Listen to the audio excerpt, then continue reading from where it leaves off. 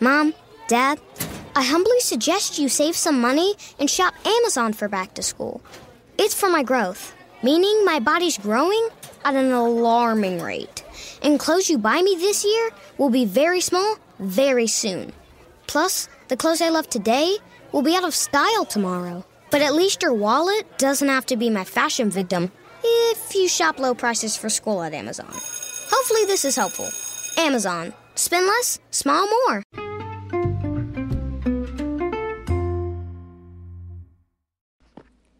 Hi, everybody, and welcome to the Dr. Psych Mom Show. Today, we're going to talk about a phenomenon that I have long noticed where when a guy is a stepdad, the wife seems to, the new wife seems to love him a lot more and more openly and be more complimentary than when you're just married to, your husband and it's your shared children. And I'll talk about that phenomenon and certainly how to understand it better, because not everybody's divorced, of course, and certainly nobody wants to get divorced. So how can you replicate that phenomenon? By truly understanding it and seeing it for what it is.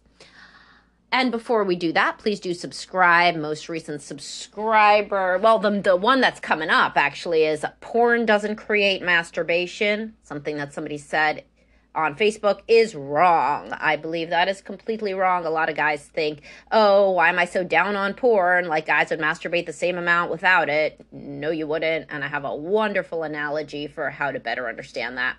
And then the other one, the one I already did, was why your dirty talk fails to turn on your wife. And there's about over 150 other subscriber episodes by this point. So please do subscribe to listen to those.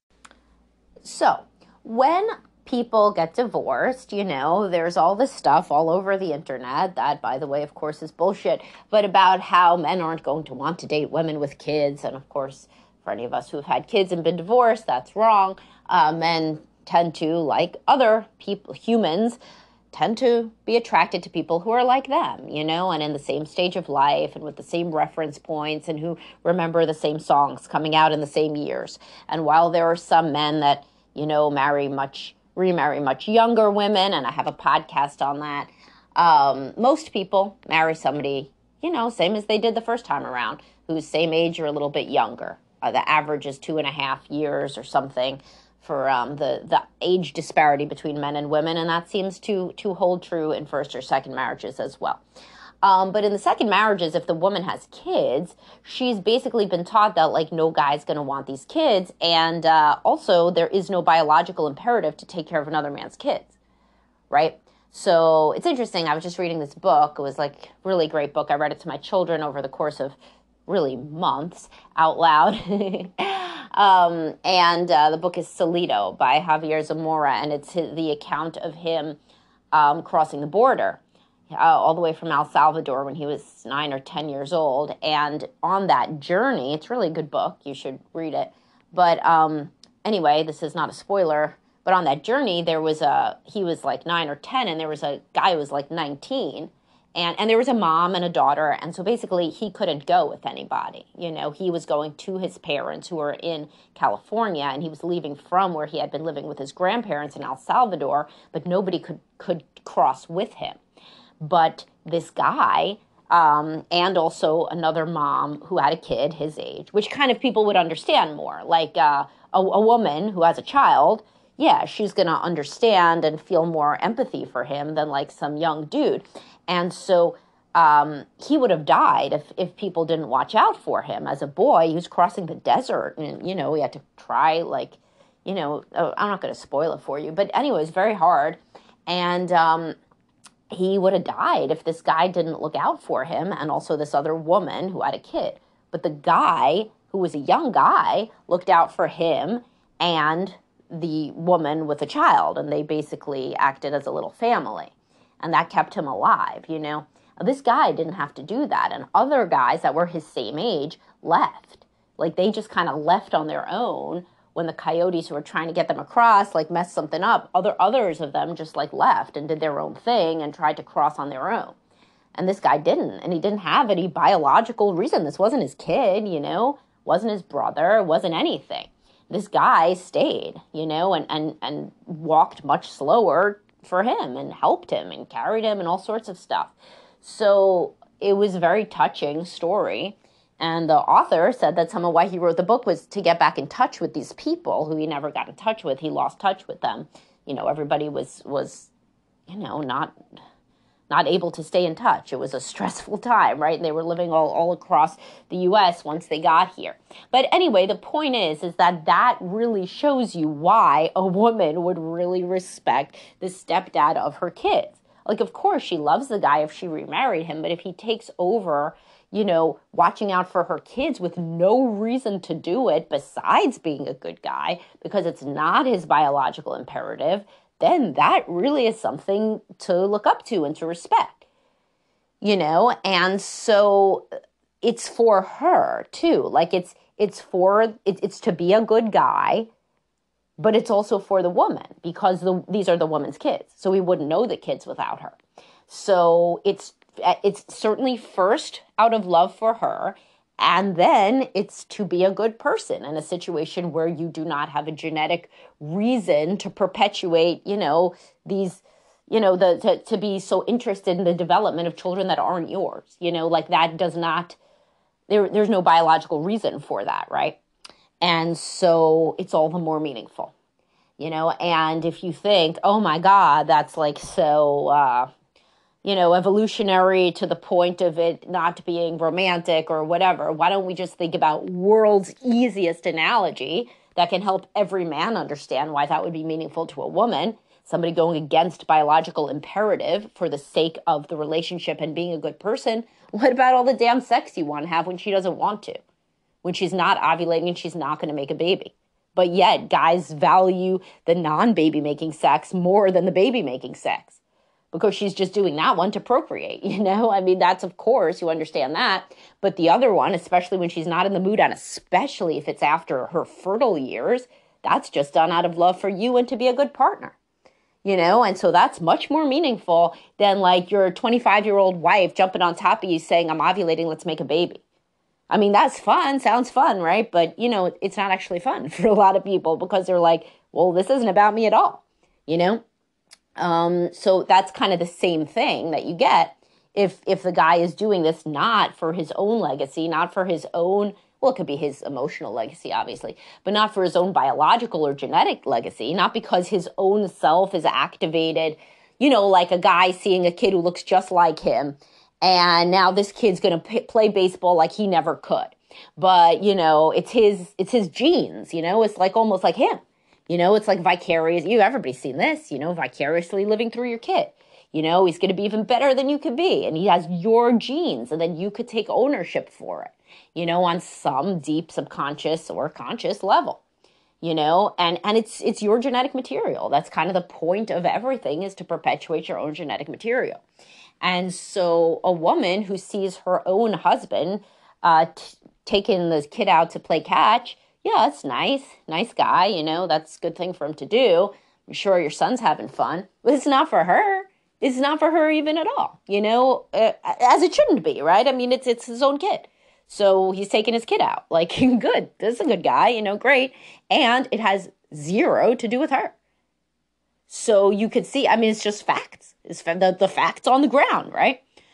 So, point being that you certainly aren't gonna, leave your wife and start again with somebody else to get this effect of the woman really being like, wow, this is awesome. He doesn't have to do this, and he is.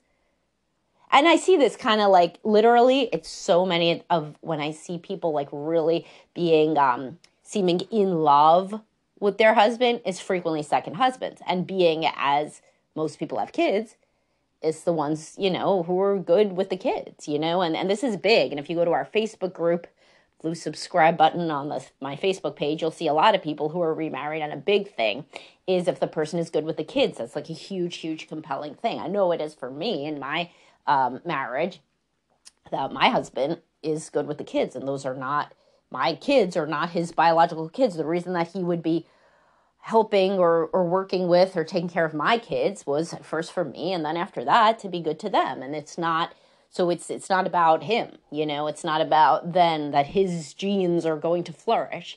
in any sort of sense where it could be all about him. It's always somewhat about me because he knows them from me. That's why he got engaged.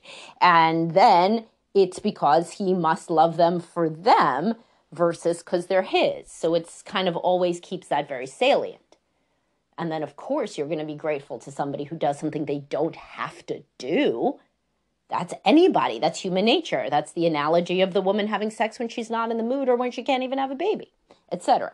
So how can you replicate this? So then a guy could say, well, then I'm really fucked because you're telling me that I play catch with my kid. I love my kid. I'm a loving father and it's not going to get me any points. Of course, it's going to get you some points. I mean, she's real happy then that she made a good choice and that your son is happy playing catch with you or your daughter or whatever.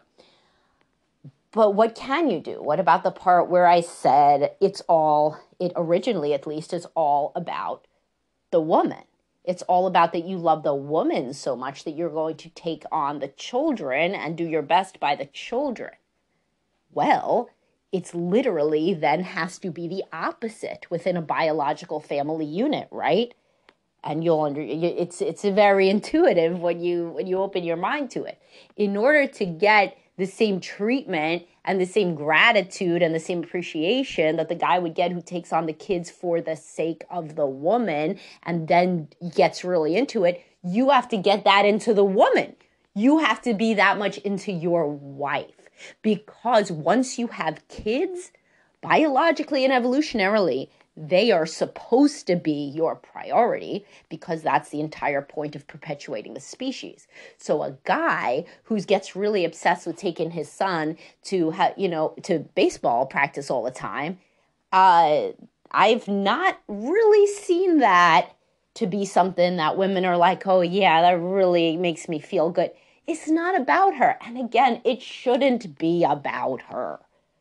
But if he's doing that all the time, is he taking her on dates?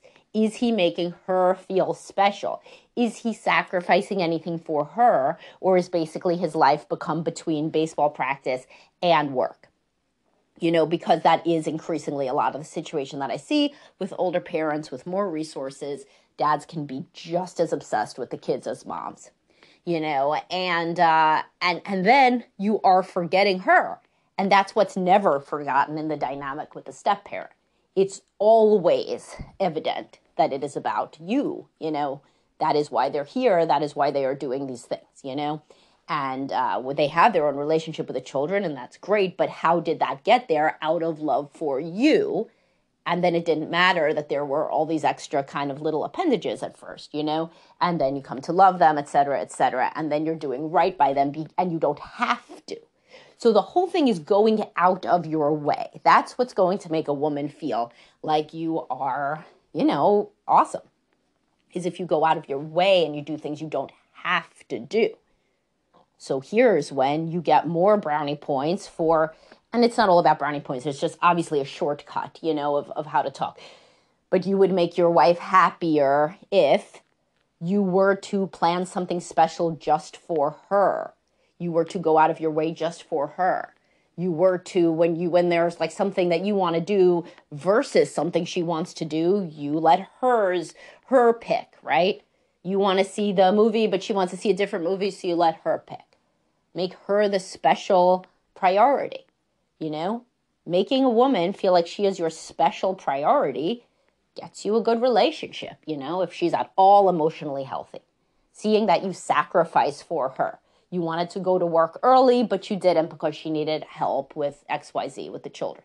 Yeah, they're your children, but you wanted to go to work early, and you don't just because of her, you don't, you want to go out with the boys, but she wants to go out to dinner with you alone. You haven't been on a date in a while, so you pick her.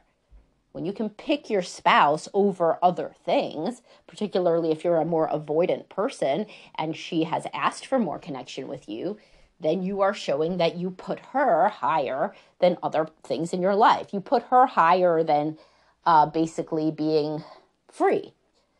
That's really what it is. So when somebody gets involved with a woman with children, they're not free really anymore. They have another extra kids. Even if they started out with kids, now they got more kids, right? That's having kids the opposite of free, in case anybody here's in a coma and doesn't realize that, right? Or hasn't lived, years with children. You're not free anymore once you have kids. You got to do right by the kids forever, right? You forever and ever.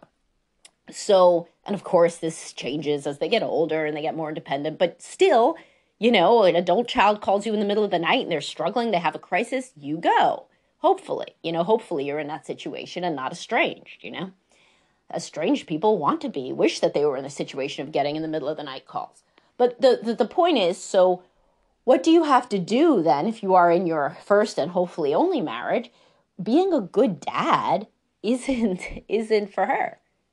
I mean, I can't stress that line more. That is just the paramount thing to remember. And I have posts and podcasts about it for women and not as many for men, because men don't say it as often as women do. But I still have some. But the point is, I say to women, don't say that you're being a good wife when you're being a good mother. There ain't nothing you're doing for him about getting food into your kids' bellies and making sure that they're getting to school and making sure they have their clothes. That's not for him. If he dropped dead, you would do the same exact shit because you're a good mom. And you could feel real proud of that, and it has jack shit to do with being a good wife. And it's the same thing to men. You would be playing catch with your son, I hope, or your daughter. My girls don't like to play catch, so I'm not being so stereotypical. But my son would play catch. But anyway, whatever you do with your daughter, which are so many various things, Jesus Christ, kids have a lot of activities. So, but whatever, you drive your daughter to dance class. I'll just do the ones that my kids do, right?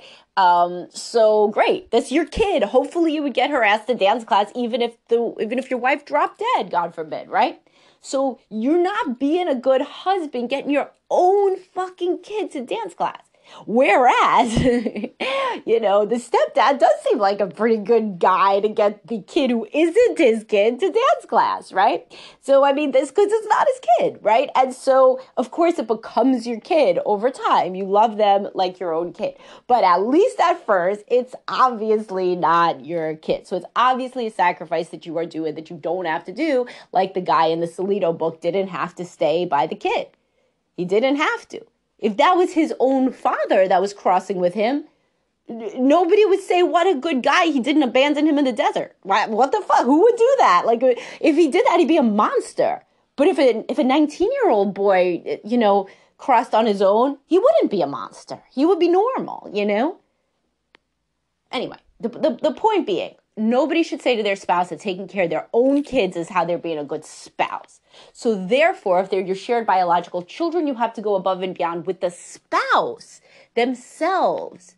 You would have to be Mr. Romantic to your wife, because being a good dad is par for the course. That's your kids. You could feel smug and happy, both of you, that you picked a person who's a good partner to your kids that you have together. But this is not going to make a woman feel like romantic, because it's your children. So I think I've hammered the point home sufficiently. So anyway, use that as more motivation to think, how do I sacrifice? How do I give to just my wife, not the children, just my wife? How am I romantic? How do I make choices based just on my wife that make her understand that I choose her again and again?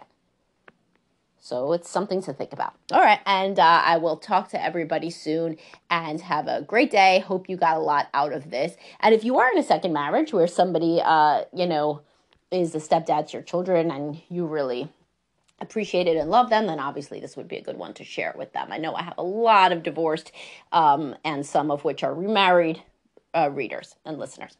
All right, bye guys. Have a great day.